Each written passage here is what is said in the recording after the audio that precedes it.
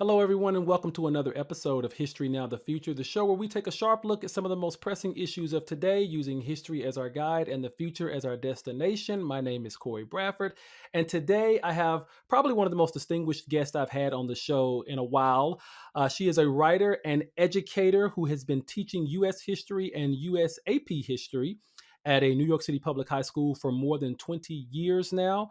She is also currently the host of the PBS NewsHour Classroom Educator Zoom series. She's the co-host of the Grifty podcast, and she is also the co-founder of Teachers Unified to End Gun Violence, which is a grassroots movement of educators and school staff across America, raising their voices to demand safety from gun violence in our communities and our schools. I'm just so excited to have her on here because I actually was introduced to her through social media, seeing her videos on Instagram and TikTok. So I'm so excited to have her. Sari Beth Rosenberg, thank you so much for being on the show today. It's an honor, and thank you so much for that introduction. I'm honored to be here with you. I've been following you and watching your content for so long, and it's just great. I'm so excited to have this conversation with you today. Yeah, same here. Well, first of all, thank you so much for being here. As you just said, I've been doing history related content on social media for a while now, probably about 5 years or more now at this point. And so many people, when they see my videos, because of the, I mean, they're comedy videos. They're a little controversial from time to time, but they are very rooted in the accuracy of the facts when it comes to history. And because of that, a lot of people think that I'm a teacher. Like they always ask me, like, what school do you teach at that lets you get away with these videos? And I'm like, well, I'm not a teacher, but I have a lot of fans and followers who are teachers, and I have such a respect for that profession. A lot of people in my family are teachers, and so I just wanted to first of all thank you for what you do. I think it is one of the most important jobs in our country, in our world, and it is a very underappreciated job. So I just wanted to thank you for that just right off the bat. And one of the things I wanted to ask you about was what made you want to become a teacher? Was it something that you were always interested in as a young child? Is it something that you gravitated towards later in life? What made you choose that profession? So I started out of college with a history degree, and I remember going to career services at my college and saying, "What should I do with this degree?" And they said, "Well, if you want to work at J.P. Morgan and be an analyst, you can do that." And I was like, "No, that's definitely not something I want to do." And so they were like, "Okay, well, you can figure it out." So I think things have changed a bit since then. It was a little while ago. And so I liked books. So I got into book publishing for a little bit. Okay, That didn't pay a lot of money. Then I worked in what they now call Web 1.0. I was working at like an online music advertising company. That's a interesting. different podcast. Yeah. And that felt really empty. Like it was fun and cool, but I have this academic side to me that I felt like I just wasn't in touch with anymore. So I decided to get my master's in education and be a teacher. And I had never taught before. Most of the people at that grad program had been teaching. Yeah. And so I was like, oh, cool. Okay. So I guess I'm going to figure it out as I go. And I decided history because I love history. I think it's so important. I think it's so fundamental to a K through 12 education that everyone gets a social studies education. I know that it really shaped me. I mean, I even majored in it. And I just kind of felt driven and drawn to it. And I started teaching. My first day of student teaching was supposed to be on 9/11, 2001. Wow. And what a way to start, right? Yeah. And Yeah. then um, I started teaching. I'm in my 23rd year of teaching. I'm at the same school where I started. Shout Wow. out to High School for Environmental Studies. Well, that's incredible. And, you talk about you've been teaching for over 20 years now, which Yeah. honestly, I read that in your bio and it kind of surprised me because I was like, well, she doesn't really seem that old. Like, I just, like, you have a very youthful vibe about you with your content on social media. And maybe that's because, you're such in touch with like, children and younger generations. But I was really surprised to hear that you've been teaching for that long. But that basically Yeah. means you started teaching during the George W. Bush administration. So you started Oh, teaching when No Child Left Behind and all of that was starting up. I was in school at that time, and I remember a lot of my teachers referring to No Child Left Behind as No Teacher Left Standing because of yep. all of the requirements and just the changes that it made to education. It seemed like it went from being like hands-on education to more everything's based on test. and the Yeah. outcome of these tests are going to determine the funding for our schools. And so, what do you remember about that? And what were some of the pitfalls involved in education when you first got involved with it? And how did you navigate that in your early education career? Yeah, I just remember from the so I teach in New York City, so there's a state regents exam. And so that's something I wasn't used to because I grew up in New Jersey. Okay. So I remember right away just feeling like, wow, we're really teaching to a test. So I didn't experience it the way like someone teaching social studies in K through 8 might have experienced it. Hmm. But I think that's where social studies got cut, right? Yeah. So I feel like, but I think through the year, I think I'm lucky to work in New York State where I think there is an emphasis on social studies education. Hmm.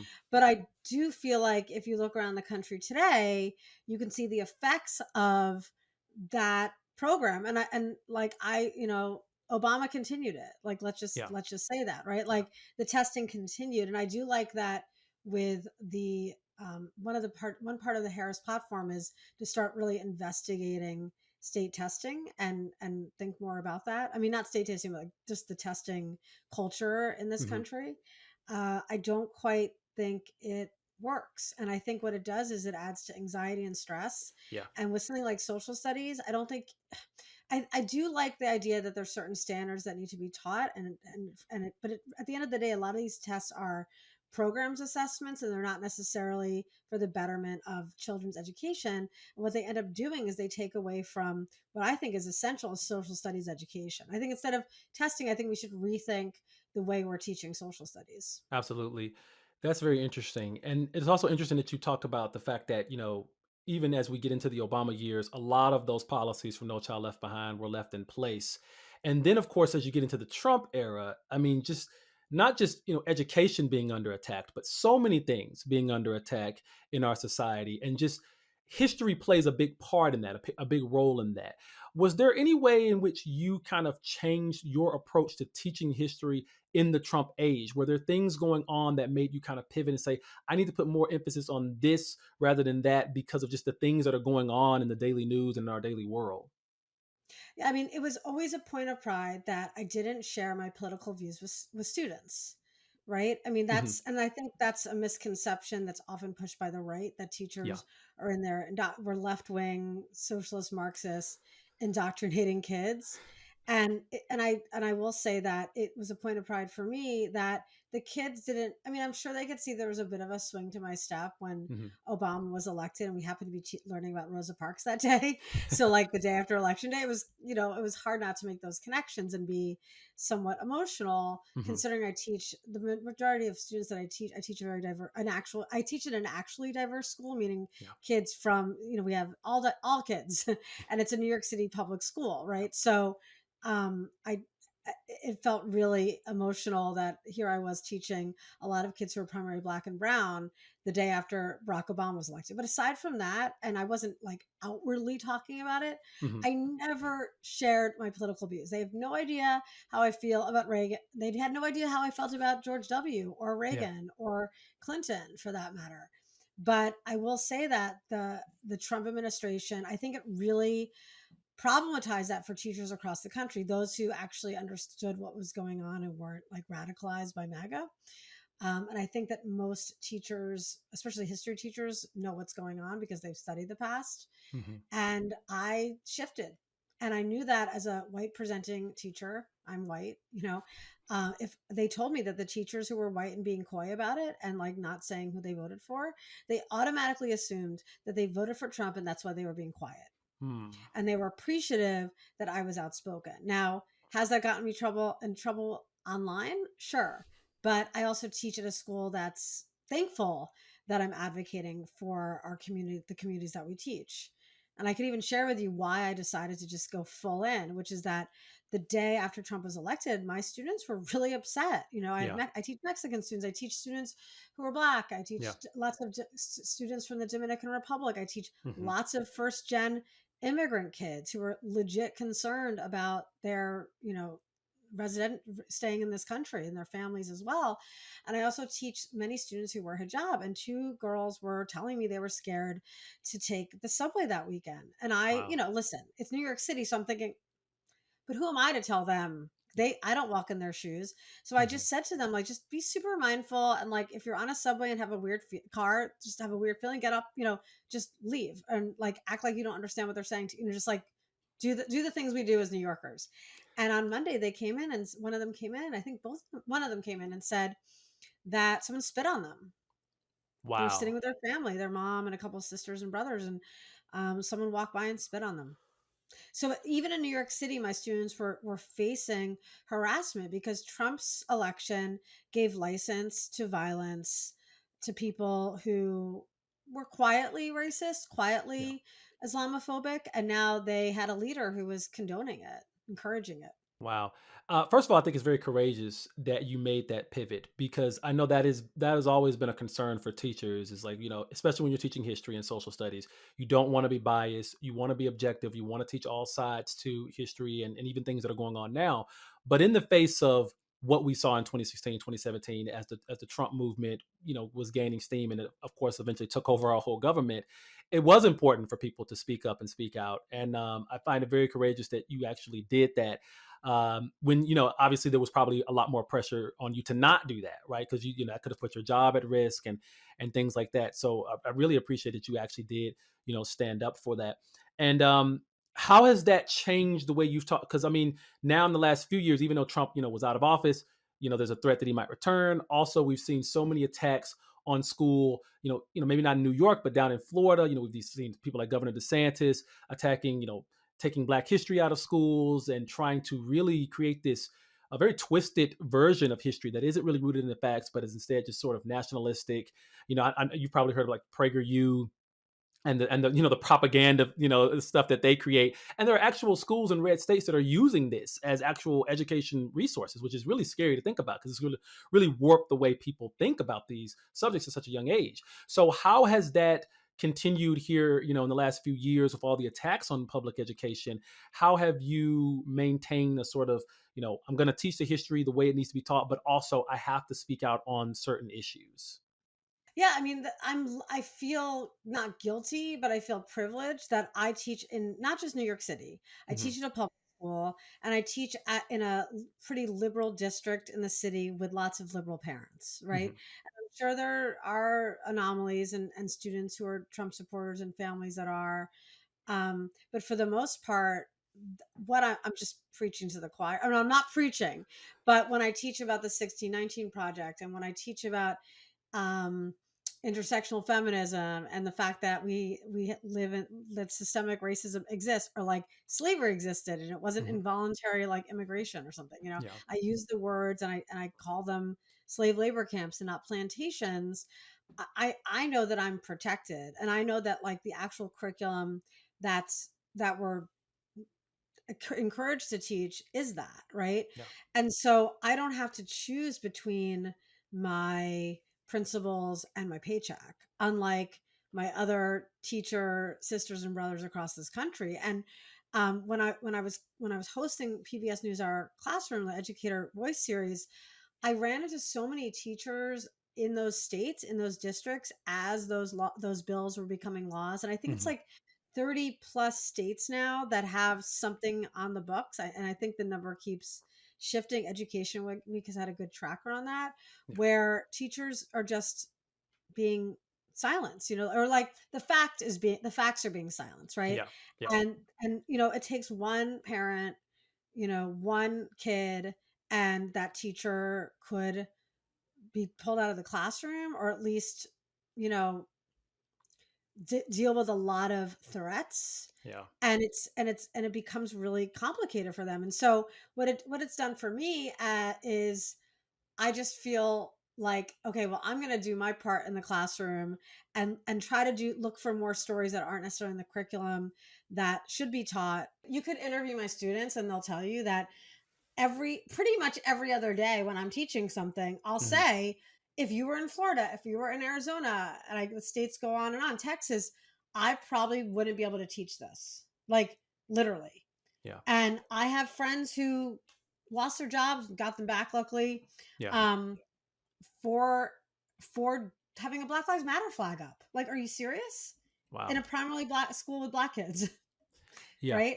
And that's what we're dealing with.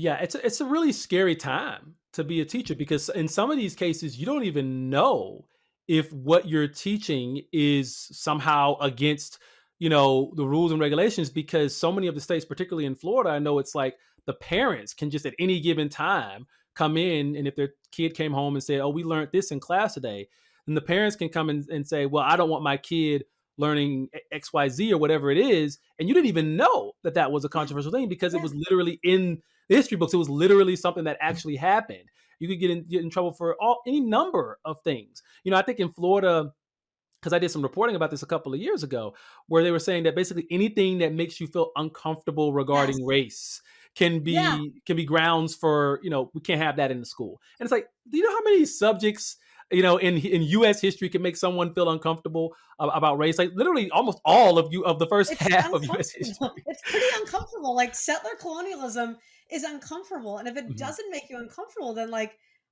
you're not learning it right. I mean, Exactly. it's Yeah. just right. I mean, and since when are we so careful with people feeling uncomfortable? I mean, you watch some of these these rallies around Trump, like Yeah. those are pretty uncomfortable. But I could go Yeah, on and on about yeah, that. very much so, very much so. One of the things I saw a YouTube video that you did, I think it was a couple of years back, where you talked about the just constant attacks that the public education system has to deal with. So many people blame so many problems that this country has on schools, but specifically, public schools. And I have my Yeah. own, opinion why I think that is. I honestly think those are attacks on diversity and Yes. attacks on progressing and changing more than it is just the schools themselves. Um, but something that you said in that video that really resonated with me was that no one was talking to the teachers. Like no one was talking to you all about the things that you feel needs to be, changed. So Yeah. just, off the top of your head, you don't have to go into too much detail. What are just some of the initial changes that you think that we need when it comes to public schools? Or just what are some of the things that you guys don't have at your disposal that would make it a little bit easier and better for you all to do your jobs? I mean, I think that we need a seat at the table with how what curriculum is being taught, Mhm. right? I mean, that's the basic infrastructure of it. We are there's so many education consultants who've been in a classroom for a handful of years, if we're lucky, Mhm. making very important decisions about classrooms and schools and the curriculum we teach and the resources we get without really talking to us. And if they do, it's done in a very surface level way to check off a box. Yeah. And we are in the classroom every day with kids. We see how they're learning, what's exciting them, what could be improved, and no one's giving us a seat at the table. And so if I was given a seat at the table, I mean, I can't speak for math or science class, but I can speak for social studies. And look at the world around us, right? I mean, the history is so important because it helps kids and adults, if they're paying attention, make connections between what's happening today and the past. And that's Yeah. when my students are the most hooked into the lessons. I'm not going to lie, I'm in the colonial segment of the curriculum. And Mhm. as long as we're connected to the state regents exam, there's certain content that needs to be taught in a certain way so they can answer the questions correctly. Yeah. And it's there's so many other ways to be teaching it, but in a way that kids will actually like connect to it and understand. And they don't always have to like I'm not going to expect my students to relate to the pilgrims, right? But the bigger ideas, right? Like and how it connects to where we are today, the fact that Puritans founded a large part of this country and how that connects to today. So I think that that's a long and long-winded way of saying I think we need to be putting starting with current events, starting with critical thinking skills related to media literacy, and then grounding it in the history, grounding it in the historical context.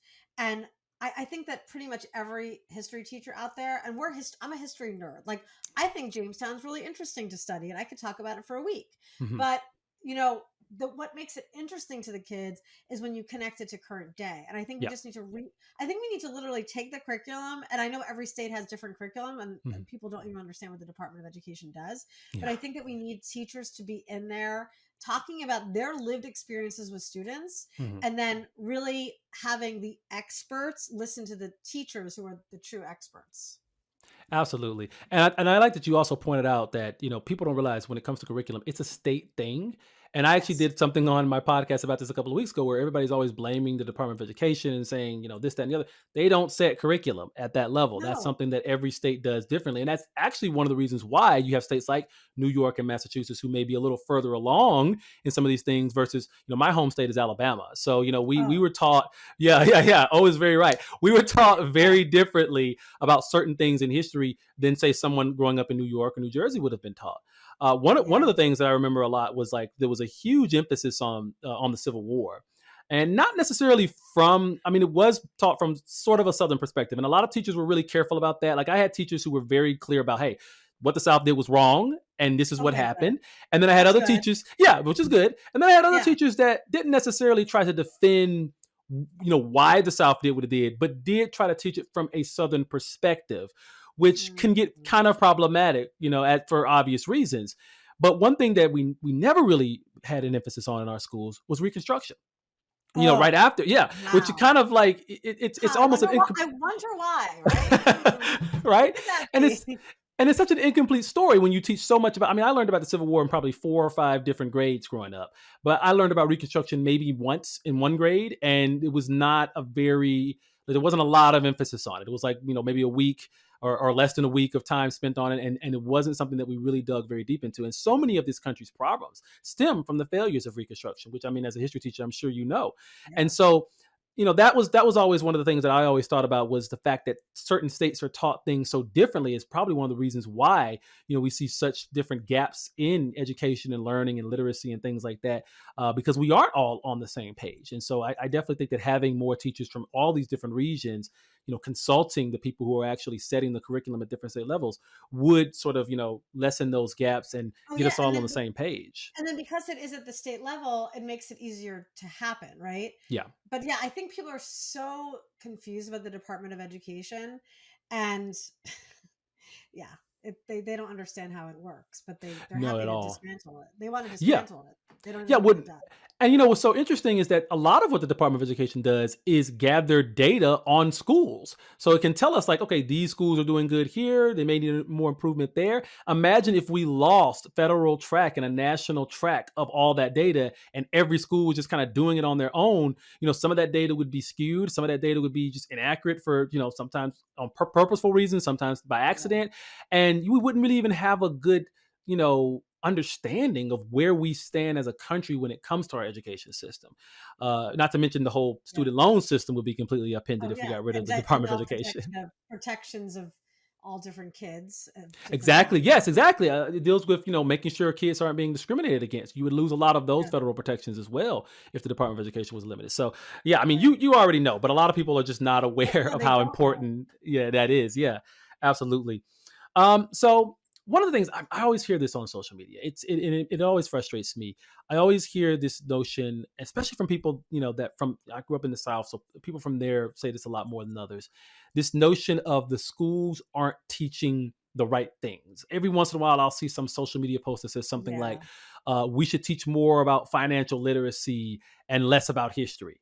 And my first reaction is like, well, first of all, they do teach that in schools. Like almost every school, every state has some economics class that you have to take at some point in school. I took one, and I went to, school in Alabama and I took an economics class. So I mean, they are teaching that.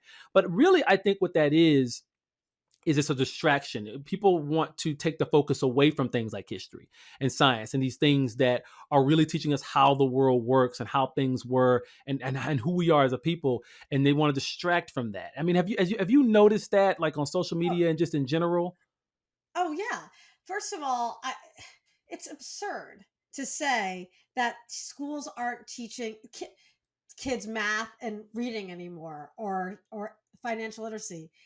my response is always like, have you been to a school? And also, do you realize that you can look up the curriculum for each school? These are not, they act like this is some like gate kept information that's on each individual teacher laptop. And we have some like strange cabal of information that we're sharing that we want no one to see. And it's called google.com. Like you can literally look up the grades K through 12 scope and sequence for New York State, the framework, and then New York City. It's there. And I believe it's like that for every single state. Yeah. So that to me is just a way.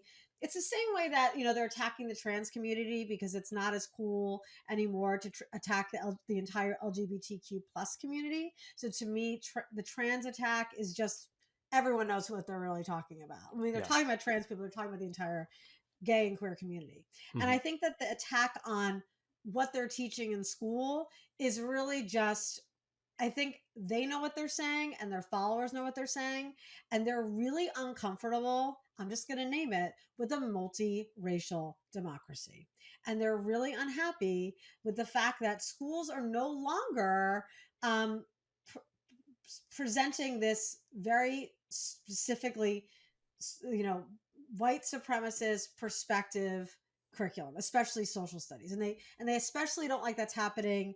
And so they especially attack social studies because of that, because history is who gets the last word, right? And Yeah. for a long time, it's been one particular group who's spun the narrative. And we see the consequences of that, right? And it's like this whole idea of kids can't, what's the saying? I didn't come up with it. It's like, if the kids can't see it, they can't dream it. I think a lot of people use that quote. I don't know who came with originally, someone watching, or maybe but and they know that, right? So if you prevent kids from seeing themselves in the story of America, or the story of any country, or in governments and any of those systems, then the systems will forever be white supremacist. I know that term is like, so makes people, my followers, really mad, but to me, that's where some things are really simple, and I see the tension between people who wanting to keep us back in that past, and those who want to move us forward, and those who believe that if you give a seat at the table to one person, it's not a seat that someone else doesn't have. Yeah. There's a lot of seats to go around, right? And I think that's the tension. I mean, things are complicated, but some things are not, and I think that's Yeah. the basic tension that we're fighting for right now. Yeah, I mean, you're absolutely right. As I was saying, as I made a point earlier, a lot of the attacks on even just the nature of public schools is about, public schools represent diversity. They represent a bunch of different ideas and a bunch of different perspectives and cultures coming together to learn as one. And when you have all those different perspectives and cultures, you're going to get conflicting narratives. And that Yeah. is problematic for anyone who wants to just paint America as, oh, we were always this great country and we always did great things. When it's like, no, I mean, most of American history is rooted either in, holding someone down as an underclass, exploiting someone, whether it be exploiting workers, exploiting certain racial groups, or exploiting other countries. And a lot of Yeah. that is what we've been doing the last, 100 years or so with our foreign policy and things like that. And I mean, when you Yeah. actually teach just what happened, I can't tell you how many times someone comes on to one of my videos on TikTok where I'm talking about something in the Cold War or something that we did, the banana wars of the early 20th century or Oh, something. yeah. And someone will come in and say, I never learned this in school. And they don't understand, especially in certain states, that's by design. You weren't Yes. supposed to know a lot of this stuff No, because they don't want us to know. they don't want us to know it. And it paints America in a bad light. Um, so you've gravitated towards social media a lot here in the Yes. last few years. You have a lot of followers, Instagram and TikTok, and your social media content. It's very clear politically where you stand via your social media Pretty content. obvious. Yeah, pretty Yeah. obvious. Yeah. Have you ever faced any backlash from from parents, from anyone in your school system about your social media content, or is it just because you're in New York City, most people are like, Yeah. do you're They doing the right thing? they let it. I mean, I'm saying this now, but at any day it could happen, right? Yeah. So far they've let it rock. I've definitely had she blocked me, but I'm told I've been on Libs of TikTok twice. Oh, really? That Yeah. is such a horrific little Oh, page. I did reporting about it when I was living in New York at the time, and I was working for this startup media company, and we were doing a lot of different reporting about different things in the social media sphere. And oh yeah. and yeah, Lives of TikTok is just it's so She's awful. disingenuous, and She's so awful. yeah, it really is about cherry picking, things and just trying to paint everything as. And honestly, I can't see anything that you're doing that even meets the merits of even the So type of I'll propaganda that they're trying to paint about teachers. I don't even get that from your I'll tell you the content. ones. I'll tell you the one that guy Jack Posobiec. He's this Yeah, crazy Nazi. Okay, so this is the one. I see. I don't even know if I've been on Limited Texas because I can't see it. But yeah, this is the one that I got phone calls to my school. So I was teaching about. This is a great story. You ready for story time? Like social media. I'll make it quick though, so you don't have to fast forward no, there. go for So it. basically, Parents Magazine. Like a pretty legitimate magazine, not some like Hmm. crazy left wing magazine, asked me to write an article about like how to teach about January 6th. This was a couple years ago. So Hmm. I wrote a very balanced article. I did call it an insurrection because it was. I Yeah. watched the video. I watched the videotape. Um and I wrote about it. And so like the day that my lesson was going to drop on January 6th, I taught the lesson that I wrote about, Hmm. which was basically like in our curriculum. Like the Department of Ed sent us a series of ways to teach about it. I chose one. So this was not even my, Marxist representation of January 6th, as they like to cast it. And I made a mistake, which is like they love pictures from our classrooms where we're doing something quote unquote political. I don't think Mm. January 6th should be considered political. I think it's very clear, but they've politicized it, right? Hmm. So I posted, and this was back when there was I'll never wear this outfit again. I was wearing a mask because it was back in those days, Yeah. and a student had said what I had just spoken about, which is that this particular student, I won't say use pronouns. This particular student said that they saw the tension of January 6th between people voting for multiracial democracy and those who want to keep white supremacy. And I wrote it on the board. I was like, wow, that's really interesting. And so I posted a picture. This was me forgetting. I think this is when I realized that they're all watching me. I didn't realize how many people were following me and how many of my ops were following me. So I posted it on Twitter of all places. And this is Yeah. Hmm. before Elon even, right? But Yeah. there's a lot of Nazis on there. I found them all. It's just me and with my mask face, which is a trigger for them, and the blonde hair and the last name Rosenberg. All the Mm. spots. The Checking off word all the white boxes for supremacy. their Yeah. triggers. And this one just got thrown into the ecosystem. And then Jack Prosobia, and then I just deleted it. I was like, I can't, because the anti-Semitism on there was like, I couldn't. Oof. Yeah. Like I'm not going to repeat it on here. It's really Hmm. upsetting, Hmm. all because my last name is Rosenberg. Like, Hmm. you know. So I deleted it because I just couldn't deal with it. I didn't want my followers to see that kind of Yeah. language and Yeah. pictures, and then Jack Posobiec saw that I deleted it and then tweeted at me and reposted it, and it was ugly, ugly. And then people were calling my school and they emailed like all the deans and my principal saying that they should fire me because I'm racist, I guess against white people. And little do they, these people have such a, I don't even know who it was, but they don't really understand the rest of the world outside of their backyards. And Hmm. although they might be in a primarily white, school district, like I teach at one of the most diverse schools, Hmm. and all the deans they messaged were black mostly. So the deans were like, "You're not racist against white people." Like, oh, and instead, so the effect was like everyone was high fiving me and thanking me for what I do online, and I became, the people were thankful. So it Yeah. had a reverse effect, but it definitely has an impact on my principal, who's like, just be careful. I don't want to deal with that. Like, we just Yeah. don't need that. So that's where I'm a little more careful. But listen, if Trump is elected, I don't know if I'm protected. You know? Yeah, yeah. Well, and that is the great fear regarding Trump is, and this is what people don't understand when I talk about it, because so many people, that I mean, I have a lot of followers who are conservative and who are Trump Yeah, fans. I don't really know yeah. why at this point, but but I do have a lot of followers like that, and a lot of them, Right. they always say things. Well, like, well, how does this really affect you? What's really at stake here? And I'm like, listen to the things that he's saying. Listen to the things that he's saying he wants to, not just what everybody else is saying, but the things that he's saying when it comes to deporting tens of millions of people, including people who are probably citizens. Like, you think Right. about, and that happened during the Hoover administration, Eisenhower administration. There were citizens in those mass deportations because when Hmm. people are doing that, they're not looking at papers and paperwork. They're looking at what these people look like and what Yep. language they speak and what language they don't speak, and using that as their criteria for who they're going to round up.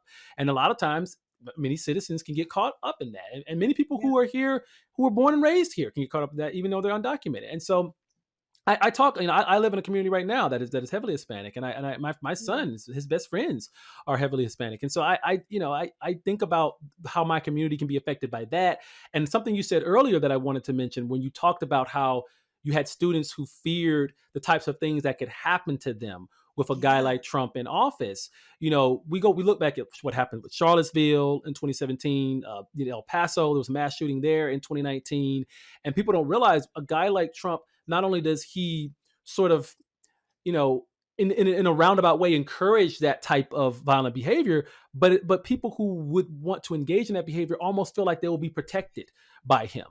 Yeah. If you look at, Governor Abbott in Texas pardoned an individual who was a convicted murderer who murdered a BLM protester. And Yeah. and it was a clear cut case. He was convicted for the crime, and he gets a pardon from a governor who feels like he murdered the right type of person.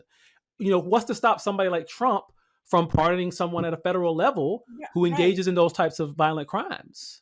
And this is not, I mean, this is what I keep trying. This is why what I keep trying to make the point about. I mean, I'm not, the people who support Trump will never understand this at this point. Yeah, This, to me, this is not even political. This is not partisan anymore. You have yeah, Dick Cheney out there supporting Harris. And I mean, I won't be surprised if one of the October surprises is that George W. supports. I mean, yeah, we have some really conservative people who don't necessarily agree with Harris's yeah, policies and platform for a reason, right? And that just shows me that, I'm sure you'll do a hit video on this if you haven't already, but like, I think we're on a stage of political realignment yeah, unless we don't have our democracy anymore. And there's been certain periods in history where you've seen political party realignments, and they don't happen like you wake up the next morning, you're like, oh, the Democratic Party's different. I think we're in that process right now, and I think that actual Republicans realize that if they want to keep their party, that and not have them go with the way of the Whigs. Shout out to the Whig Party. Like, I'm such a nerd, but of course, I mean, if you want to keep the Republic, if you want to get that, I don't know if they can get that party back, right? But yeah, if they want to keep that party that they call the Party of Lincoln, it's not going to stay that way if Trump is elected, because he yeah, is not even the values. Values, what values does he have? What is he running on? What's his platform, right? It's this is not, to me, this is not a political issue. yeah. And that's why I don't feel uncomfortable discussing it with my students. I have them watch the debates. I ask them what they think. I don't tell them what I think. I Hmm. want to hear what they have to say. They look at the primary source themselves, Hmm. but they all walk away with the same reaction, which is like, this is not like any other, this is not like debates that we have in school. People Yeah. don't act like this. Yeah, it's so interesting even talking to someone. A lot of my fans and followers are younger, and Yeah. it's so interesting. I grew up in the 2000s. I grew up with, like, Bush Gore debates where they were talking about, lock boxes and, like, Yeah. things like that. And this is like such a difference in, the even going back to, like, the Trump and Hillary debates. They were not normal. Like, No. nothing was normal about Trump's approach to discourse.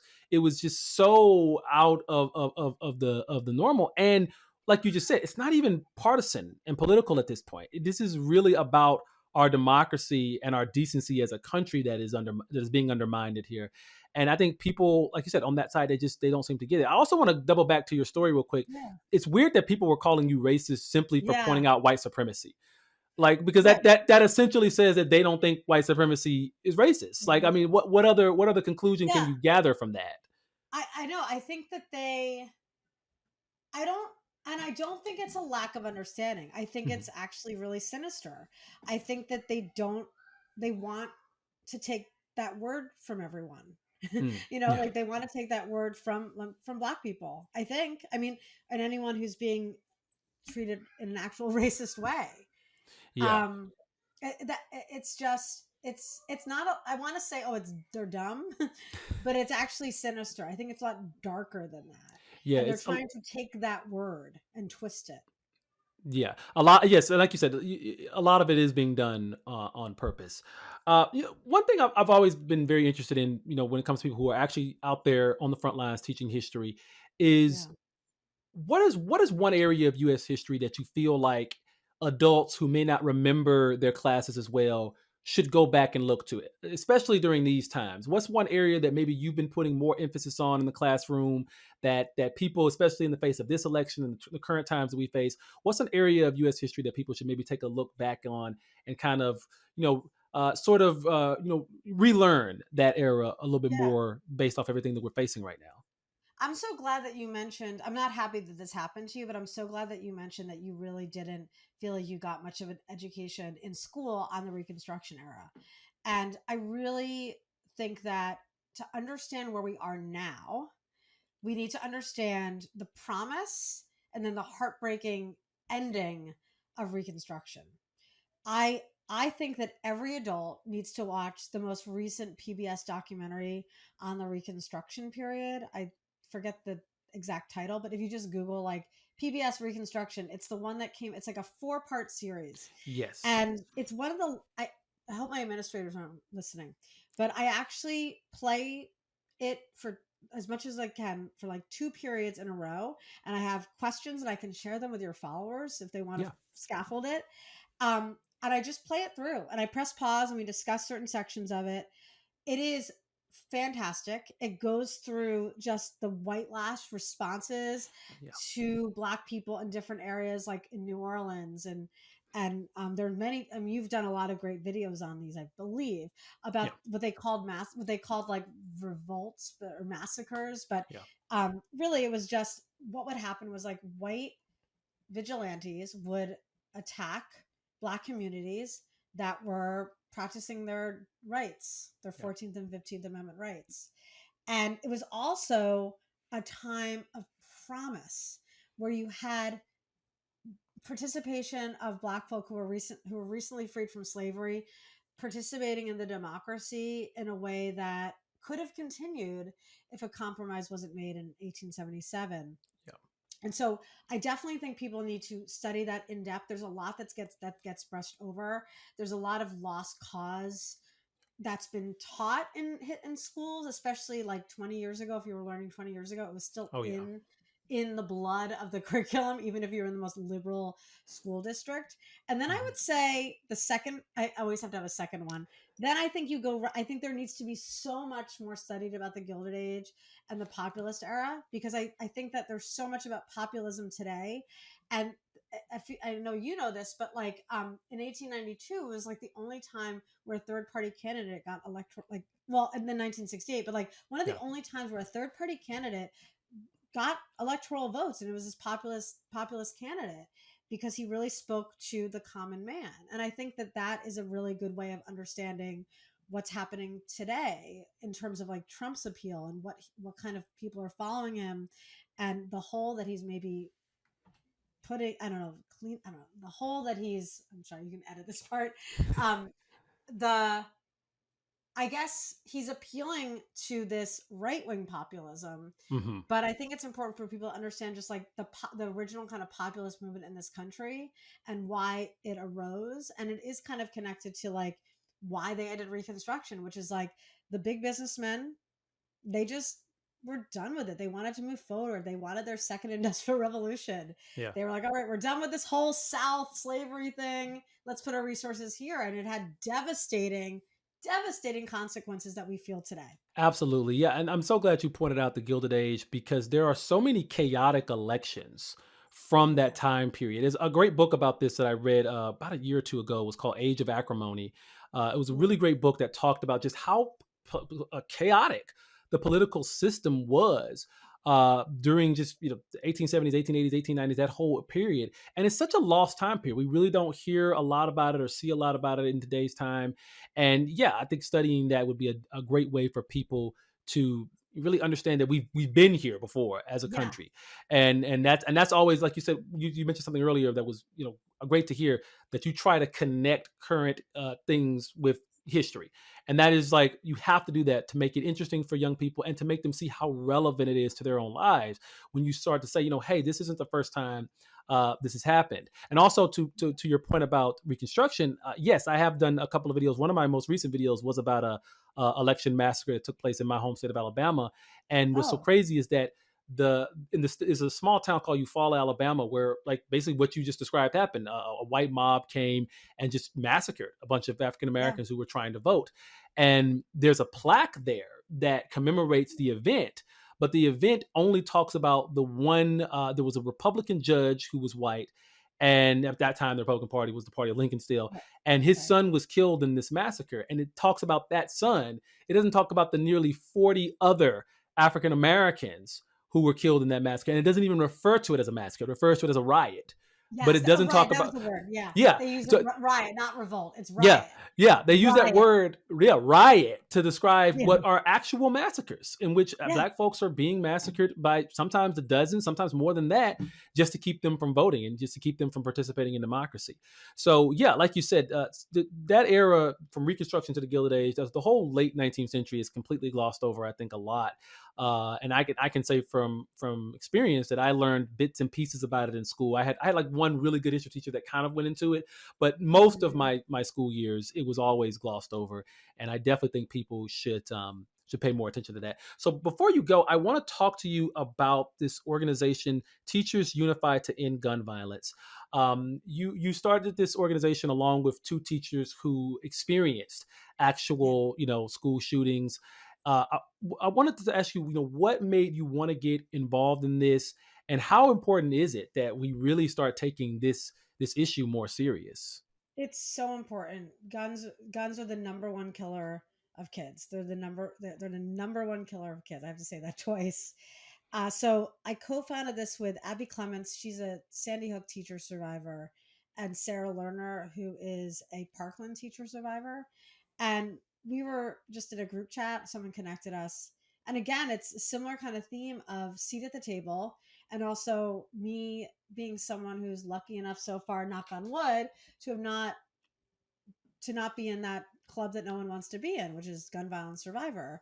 But working in a school, let's be honest, like these things happen. I mean, the times that kids get killed in a school shooting aren't this. It's usually in communities, and that's important to emphasize. But it's the school shootings that take the headlines because they're horrific. But this happens more in communities and homes than schools. Yeah. And but the reason we started it was we were in a group chat, and this was after the Oxford shooting in Hmm. Michigan, Hmm. and we always take to that chat. We always took to that chat and said, "Oh my God, another one. Can you believe this?" Sharing information. And Abby, who had been with Mom's Demand for years, ever since Sandy Hook, had wanted to start a national organization for teachers forever. And so Yeah. she put in the chat, like, we should start a teach. Where are the teachers? Why are they not talking to the teachers? Yeah. The same thing that you were asking, like, in terms of how you would change the way they do school policies and curriculums. It's like involve teachers more. No one's talking about the teachers, and we're the ones doing the active shooter drills, and even worse, hiding with the kids when there is an active shooter. Mm. And no one's talking to us about like how to change it, what to do about it, the messaging around it, the legislation around it. And so she said, "You want to start a national organization?" And I'm not speaking in hyperbole. Within a few hours, we had her name, we had her social media, because that's what teachers. I mean, Yeah. I consider you a teacher. And we just get stuff done. Like, I know you probably are like, no one heard about this massacre in Alabama. I'm going to make content. And someone else might like hem and haw and take a month. You probably did it in a couple days, if not Yeah. that day, right? Pretty much. Yeah. That's just what we do. When you're an educator, you just are driven to action because you just feel the importance of getting things out there. And so far, we have gotten members from every state. You can be a teacher, school staff member, retired teacher. Go to teachersunified.org. And we have a number of ambassadors around the country.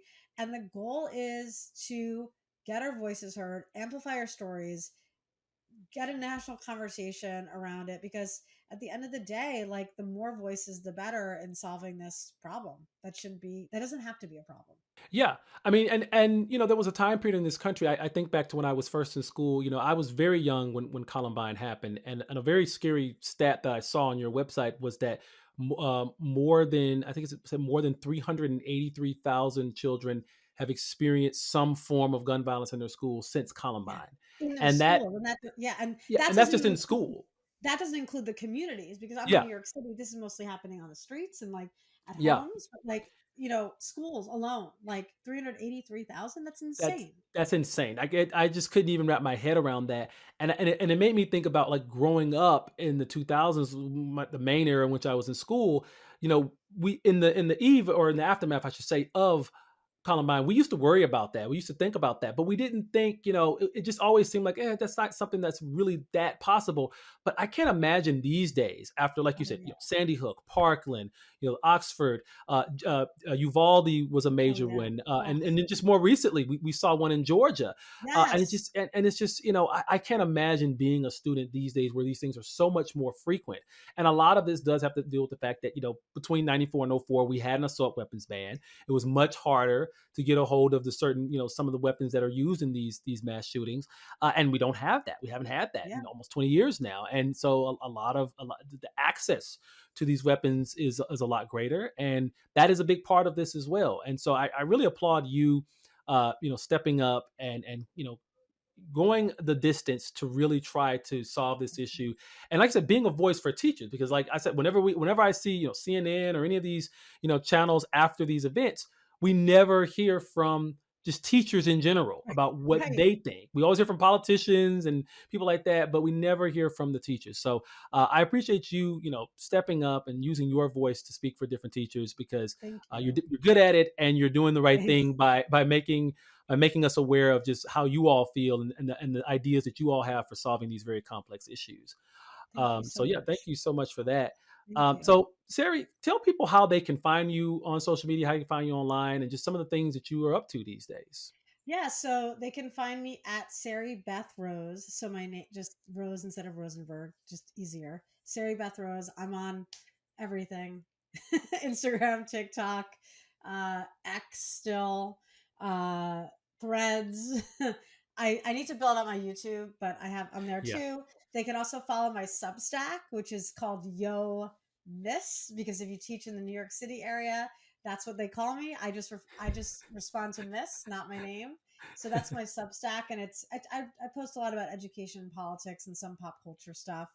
And I don't know when this is coming out, but I'm doing some Zooms this week. One is Educators for Harris, where we're going to talk about why we believe that Harris Walls is the best ticket for educators, not just public school educators, but all educators in this country. And yeah, that's where they can find me. I'm sure I'm leaving other stuff out, but if you follow me, I post a lot. Sorry, not sorry. Awesome. Well, I want to thank you so much. This has been a great conversation. I really appreciate it. Thank you for coming to the show. Thank you so much for having me. I'm a big fan, so it's an honor.